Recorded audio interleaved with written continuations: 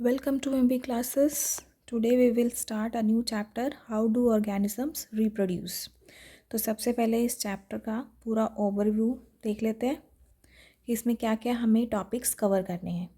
तो पहले हमें करना है मोड ऑफ रिप्रोडक्शंस के बारे में कि कितने टाइप्स की होती है, कि that is a sexual reproduction है और सेक्शुअल रिप्रोडक्शन है। ठीक है, ए सेक्शुअल के हमें टाइप्स करने हैं और डिफरेंट टाइप्स को हम डायग्रामेटिकली स्टडी करेंगे। सेकेंड हम पढ़ेंगे सेक्शुअल रिप्रोडक्शन। पहले फ्लावर्स में पढ़ेंगे जिसमें हमें pollination, fertilisation, post fertilisation changes सारा पढ़ना है। फिर हम सेक्शुअल रिप्रोडक्शन ह्यूमन बींग्स के केस में करेंगे, that is male and female reproductive system. उसके बाद लास्ट टॉपिक आ जाएगा रिप्रोडक्टिव हेल्थ का, जिसमें हमें कुछ एसटीडीज़ के बारे में बताना है प्लस कॉन्ट्रासेप्टिव मैथड्स के बारे में। तो आज हम क्विक रिव्यू शॉर्ट्स में फर्स्ट टॉपिक करेंगे मोड ऑफ रिप्रोडक्शन का। तो सबसे पहले हमें पता होना चाहिए कि what is reproduction. That is the production of new generation of individuals of the same species that are physically independent of their parents. तो इसमें मोड ऑफ रिप्रोडक्शन में हमें क्या बताना है, difference between asexual and sexual reproduction. तो to mode of reproduction है, इसके फीचर्स वाइज हम स्टडी करेंगे। तो अकरेंस अगर पूछा जाए तो asexual reproduction are found in lower organisms, ठीक है, और सेक्सुअल कहाँ होते हैं, कॉम्प्लेक्स ऑर्गेनिजम्स में। नंबर ऑफ पेरेंट्स एसेक्सुअल में हमेशा यूनिपेरेंटल है, दैट मीन्स कि single parent is involve, and sexual reproduction biparental, that means two parents are involve. Gonads not needed, asexual में गोनाड्स की रिक्वायरमेंट नहीं होती, लेकिन सेक्सुअल में क्या होता है, male and female gonads are needed. Gametes formation, अगर यहाँ पे एसेक्सुअल में गोनाड्स ही नहीं है, that means not gamete formation, ठीक है। और सेक्सुअल में टू टाइप्स के गैमीट्स बनते हैं, मेल और फीमेल्स के केस में। मियोसिस, मियोसिस का मतलब होता है रिडक्शनल डिवीजन, जिसमें क्रोमोसोम नंबर जो होते हैं वो हाफ हो जाते हैं फ्रॉम देयर पेरेंट्स। तो एसेक्सुअल में कोई मियोसिस नहीं होती, सेक्सुअल में मियोसिस होती है। फर्टिलाइजेशन भी एसेक्सुअल में नहीं होती, लेकिन सेक्सुअल में होती है। ऑफस्प्रिंग्स की बात करें तो एसेक्सुअल में कोई गैमीट नहीं बनता, इसलिए सारे जो ऑफस्प्रिंग्स होते हैं वो ऑलमोस्ट कैसे होते हैं, identical to parent, that means most important की क्लोन फॉर्मेशन होती है। लेकिन सेक्सुअली में गैमीट फॉर्मेशन होने के कारण इसमें जो भी ऑफस्प्रिंग बनेंगे वो जेनेटिकली डिफरेंट होंगे from their parents. Rate of multiplication, asexual में रैपिड प्रोसेस है मल्टीप्लिकेशन का, लेकिन सेक्सुअल में स्लोअर प्रोसेस होता है। तो नेक्स्ट आपका इम्पॉर्टेंट टॉपिक है टाइप्स ऑफ एसेक्सुअल रिप्रोडक्शन। इसमें जितनी भी टाइप्स हैं और उसके जो एग्जाम्पल्स हैं उसको एक ही पेज में समराइज़ करके लिख दिया गया है, ताकि आप इसकी क्विकली रिवाइज कर सकें पूरे पूरे टॉपिक्स की। तो स्टार्ट करते हैं हम फर्स्ट फिजन से। तो फिजन क्या होता है, if one cell break downs into two और मोर देन टू सेल्स। तो अगर टू सेल्स में डिवाइड हो रही है तो वो बाइनरी फिजन होता है, मोर देन टू सेल्स में हो रही है तो मल्टीपल फिजन। इसका आपको बीच में डिफरेंस भी आ सकता है क्वेश्चन। तो बाइनरी फिजन में एक तो इरेगुलर या सिंपल बाइनरी फिजन बोल सकते हैं, जैसे इन केस ऑफ एमीबा। इन सब के डायग्राम्स हम नेक्स्ट स्लाइड में देखते हैं, ठीक है। लॉन्गिट्यूडिनल पूछी जाए तो ये इसका एग्जाम्पल क्या होता है, लिशमेनिया या यूग्लिना में हो सकती है। और ट्रांसवर्स मीन्स जिसमें पैरामीशियम या प्लेनेरियंस के अंदर बाइनरी फिजन होगी, वो ट्रांसवर्स से, ठीक है। मल्टीपल में क्या होता है, मल्टी मतलब जिसमें एक से ज़्यादा सेल में वो डिवाइड हो जाए। फॉर एग्जांपल जैसे प्लाज्मोडियम, प्लाज्मोडियम क्या होता है, malarial parasite. Next is budding. Budding का मतलब कि उस पेरेंट बॉडी में एक्स्ट्रा बड भी हो सकती है, आउटग्रोथ भी हो सकती है, और इंटरनली भी बडिंग इसमें प्रोसेस्ड हो सकती है, ठीक है। तो उससे न्यू इंडिविजुअल डेवलप हो सकता है। तो ये एक्सटर्नल बडिंग भी होती है, जैसे इन केस ऑफ हाइड्रा या ईस्ट में। और इंटरनल बडिंग इसमें होती है गेम्यूल फॉर्मेशन के दौरान इन फ्रेश वाटर स्पॉन्जिस में। Next is fragmentation. फ्रेगमेंटेशन का मतलब जिसमें एक पूरी पेरेंट बॉडी होती है, डिफरेंट फ्रेगमेंट्स में डिवाइड हो जाएगी और each fragment will give rise to new individual, जैसे इन केस ऑफ हाइड्रा हो गया, सी स्टार्स हो गए, स्पाइरो वगैरह, ठीक है। Next comes to regeneration. Regeneration का मतलब रीजनरेट करना, उसका कोई भी कटेड पोर्शन, जो पेरेंट बॉडी से कटेड पोर्शन होगा वो दोबारा से रीजनरेट हो सकता है, जैसे प्लेनेरिया और हाइड्रा के केस में। स्पोर फॉर्मेशन का मतलब क्या होता है, जिसमें जो स्पोर्स लाइक यानी कि इस तरह से वेसिकल लाइक स्ट्रक्चर बनता है, सैक लाइक स्ट्रक्चर, जिसके अंदर नंबर ऑफ स्पोर्स प्रेजेंट होते हैं अनफेवरेबल कंडीशन में इसके ऊपर सिस्ट डेवलप हो जाएगी, हार्ड वॉल जनरेट हो जाती है, लेकिन फेवरेबल कंडीशन में स्पोर्स जो होते हैं यानी कि इसकी जो इंसिस्टेशन होती है वो टूट जाती है और स्पोर्स जो होंगे यहाँ से बाहर जाके सूटेबल कंडीशन में दोबारा से डेवलप होने स्टार्ट हो जाते हैं, जैसे in case of Rhizopus, Mucor, Penicillium. ठीक है, नेक्स्ट है वेजिटेटिव प्रोपेगेशन। वेजिटेटिव प्रोपेगेशन का मतलब जब प्लांट्स जो होते हैं रूट्स के अलावा उसमें स्टेम से या लीव से भी डेवलप हो सकते हैं, वो वेजिटेटिव प्रोपेगेशन है। ठीक है, ये नेचुरल भी हो सकती है और आर्टिफिशियल भी हो सकती है। नेचुरल का मतलब अगर उसमें रूट्स का कुछ पोर्शन कट होके दोबारा से डेवलप हो जाए और अपने आप डेवलप हो जाए, वो नेचुरल वेजिटेटिव प्रोपेगेशन में आता है। जैसे गुआवा, स्वीट पोटैटो, डायलिया स्टेम्स के थ्रू भी हो सकता है, जैसे मिंट, जिंजर, अनियन। लीव्स के थ्रू भी हो सकता है, ब्रायोफाइलम, बेगोनिया, ब्रायोफाइलम का क्वेश्चन आ सकता है बोर्ड में। बल्बिल्स के अकॉर्डिंग अगर आए तो अगेव स्पीशीज, ऑक्सैलिस और लिली में हो सकता है। ऐसे आर्टिफिशियल का मतलब मैन मेड। ठीक है, जिसमें जो मैनुअली क्या होता है, कटिंग प्रोसेस करके या लेयरिंग प्रोसेस करके न्यू प्लांट्स को डेवलप किया जाता है। ठीक है, तो इसमें आर्टिफिशियल में हमारे पास कटिंग है, लेयरिंग है, ग्राफ्टिंग है।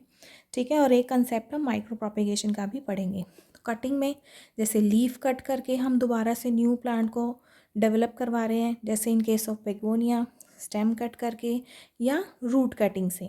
लेयरिंग में हमारे पास 2 स्टेप्स आते हैं, एक माउंट लेयरिंग और एक एयर लेयरिंग। माउंट लेयरिंग में हमारे पास मेन एग्जांपल्स क्या आते हैं, जैस्मीन, चेरी, स्ट्रॉबेरी।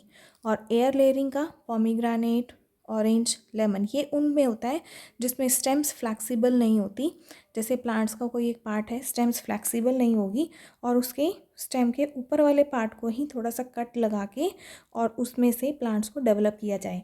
लेकिन माउंट लेयरिंग के केस में क्या होता है, जिन प्लांट्स की जो स्टेम्स होती है फ्लैक्सिबल होती है उसको हम अंडरग्राउंड तक लेके जा सकते हैं और फिर उसके बाद कट लगा के वहाँ पे न्यू प्लांट्स की डेवलपमेंट करवाई जाती है, तो वो माउंट लेयरिंग है। ग्राफ्टिंग में क्या करते हैं, ग्राफ्टिंग में क्या होता है, एक प्लांट का रूट पोर्शन जिसको कि हम क्या बोलते हैं, स्टॉक, और दूसरे प्लांट का stem portion, that is known as scion, इसको कंबाइन करवाया जाता है। ठीक है, एक सूटेबल कंडीशंस प्रोवाइड की जाती हैं ताकि न्यू प्लांट्स को डेवलप किया जा सके, जिसमें इन दोनों प्लांट्स की फीचर्स को जनरेट किया जा सके। फर्स्ट प्लांट की रूट, सेकंड का क्या ली दिया हमने, स्टेम। ठीक है, for example in case of mango or roses. Next जो लास्ट इसमें बचता टॉपिक माइक्रो प्रोपेगेशन का। माइक्रो प्रोपेगेशन का मतलब होता है propagation of plants by culturing the cell, tissue or organ. ठीक है, एक स्मॉलर सेल से बहुत सारे प्लांट्स को ग्रो करा देना, एक ही सेल से नंबर ऑफ प्लांट्स की जनरेशन को डेवलप कराना, उसको बोलते हैं हम टिश्यू कल्चर या माइक्रो प्रोपेगेशन। इसका मेन प्रोसेस ये है कि सबसे पहले तो हम एक सूटेबल यानी कि सेल को आइसोलेट कर लेते हैं, उसको हम कल्चर करते हैं एक सूटेबल मीडियम में। फिर उससे क्या होता है, एक ही सेल से बहुत सारी सेल्स बनती हैं जिसको हम बोलते हैं कैलस, यानी undifferentiated mass of cells is called callus. इसके ऊपर आपका एक क्वेश्चन बन सकता है, व्हाट इज़ कैलस। और उसके बाद कैलस क्या करता है, डिफ्रेंशिएट होता है to produce large number of plantlets. फिर उन प्लांटलेट्स को हम डिफरेंट पॉट्स में या फील्ड्स में ग्रो कराते हैं ताकि लार्ज नंबर ऑफ प्लांट्स को प्रोड्यूस किया जा सके। तो यहाँ पे हम डायग्रामेटिकली देख लेते हैं कि किस में क्या प्रोसेस हो रहा है। फॉर एग्जांपल अगर बाइनरी फ्यूजन हम अमीबा के केस में पढ़ते हैं तो इसकी इरेगुलर बॉडी होती है, that means having nucleus and contractile vacuoles. तो सबसे पहले न्यूक्लियस की डिवीजन होती है। ठीक है, न्यूक्लियस डिवाइड होने के बाद यानी पहले एनलार्जमेंट होगी, फिर न्यूक्लियस की डिवीजन होती है जिसको हम कैरियोकाइनेसिस बोलते हैं। फिर उसके बाद क्या होती है, साइटोप्लाज्म की कंस्ट्रिक्शन होनी स्टार्ट हो जाएगी, then it will divided into 2 cell, that is daughter cells बन जाएंगी। ऐसे ही किसमें होता है, transverse binary fusion in paramecium. Transverse में कैसे होता है, जिसमें हम हॉरिजॉन्टल कट लगाते हैं, और लॉन्गिट्यूडिनल का मतलब क्या होता है, जिसमें हम वर्टिकल कट लगाते हैं। ठीक है, तो ये कौन सा है आपके पास, ट्रांसवर्स, यानी कि हॉरिजॉन्टली कट होगी बॉडी। तो प्लेनेरिया या पैरामीशियम में क्या होता है, इस तरह से ये पहले सबसे पहले वही केस होगा कि सबसे पहले एनलार्जमेंट होती है न्यूक्लियस की, फिर डिवीजन होगी, फिर ये क्या होता है, हॉरिजॉन्टली कट लगा के 2 बॉडीज़ में डिवाइड हो जाता है। फिर आपके पास multiple fusion in plasmodium, that is malarial parasite. इसमें हमने मल्टीपल में क्या पढ़ा था, एक सिंगल सेल होती है। ठीक है, इसमें जो न्यूक्लियस है नंबर ऑफ टाइम डिवाइड करता है, इसमें हर न्यूक्लियस डिवीजन के बाद सेल डिवाइड नहीं होता। ठीक है। तो सबसे पहले न्यूक्लियस डिवीजन होगी, बहुत सारे न्यूक्लियर डिवीजन होने के बाद क्या होती है, डॉटर सेल्स रिलीज हो जाती है, यानी कि सिस्ट की जो ब्रेकडाउन होगी ड्यूरिंग फेवरेबल कंडीशन में और अनफेवरेबल में सिस्ट डेवलप हो जाती है। जैसी सूटेबल कंडीशन होती है तो ये सारे जो स्पोर्स होते हैं इसके वो बाहर एनवायरनमेंट में जाते हैं और वहाँ पे फर्दर सूटेबल कंडीशन में डेवलप होना स्टार्ट कर देते हैं। नेक्स्ट है बर्डिंग इन हाइड्रा। हाइड्रा में क्या होता है कि इस तरह से टाइनी बम्प अपीयर्स होता है ऑन द पेरेंट हाइड्रा। जैसे कि ये देखो, ये क्या होता है कि इसका एक आउटग्रोथ डेवलप हो गया है, यानी कि इसका मतलब ये एक्सटर्नल बर्डिंग का कंसेप्ट है। आउटग्रोथ होने के बाद पेरेंट हाइड्रा डेवलप्स अ बड, ये डेवलप हो गया। देन बड ग्रोज, धीरे धीरे ग्रो करेगी। Then bud breaks off to become independent hydra, यहाँ से ब्रेक ऑफ हो जाएगी पेरेंट बॉडी से और दोबारा से डेवलप होना स्टार्ट कर देगा। Next is fragmentation in स्पायरोकायरा।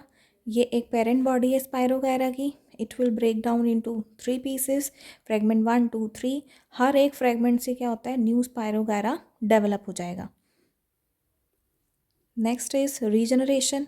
तो फर्स्ट हम पढ़ेंगे हाइड्रा में। हाइड्रा में भी ऐसे होता है, रीजनरेशन का मतलब जो भी कटेड पोर्शन होगा उससे न्यू डेवलपमेंट होनी स्टार्ट हो जाएगी, न्यू इंडिविजुअल्स बन जाएंगे। ऐसे ही इन केस ऑफ प्लेनेरिया में भी रीजनरेशन हो रही है। इसकी ब्रेकडाउन हुई, body of planaria cut into pieces और हर एक पीस से क्या होगा, न्यू ऑर्गेनिज्म डेवलप होना स्टार्ट हो जाए। कटेड पोर्शन से वो दोबारा से अपना जो कटेड पोर्शन होगा उसको रीजनरेट कर लेता है। Next is spore formation in Rhizopus.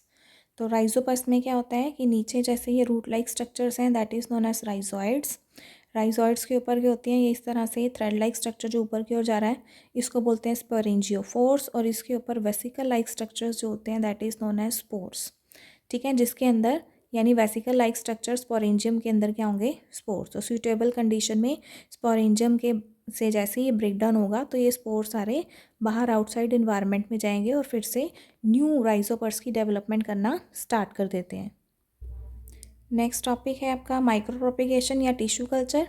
इसमें सबसे पहले क्या करते हैं, हम कहीं से भी किसी भी प्लांट से हम सेल आइसोलेट कर लेते हैं या कोई टिश्यू और आइसोलेट करते हैं। ठीक है, इसको कल्चर मीडियम में हमने ग्रो करवा दिया स्पेसिफिक, जिसमें न्यूट्रिएंट्स प्रेजेंट होंगे। फिर उससे क्या करते हैं कि नंबर ऑफ टेस्ट ट्यूब्स में कन्वर्ट करते हैं प्लांटलेट्स जनरेट करने के लिए। फिर उसको हम फर्दर पोर्ट्स में या आगे फील्ड्स में ग्रो करा देते हैं ताकि लार्ज नंबर ऑफ प्रोडक्शन करवाई जा सके प्लांट्स की। तो एक सिंगल सेल से बहुत सारे प्लांट्स की डेवलपमेंट कराना that is known as micro propagation और टिश्यू कल्चर। तो इस तरह से आज के टॉपिक को that is types of asexual reproduction, ठीक है, इसके सारे टाइप्स को, डायग्राम्स को या फिर उसके एग्जाम्पल्स हों, इसको आप क्विकली रिवाइज कर सकते हो। बाकी के टॉपिक्स नेक्स्ट वीडियो में कवर करते हैं। तब तक के लिए revise these topics and do like, share and subscribe these videos. Thank you.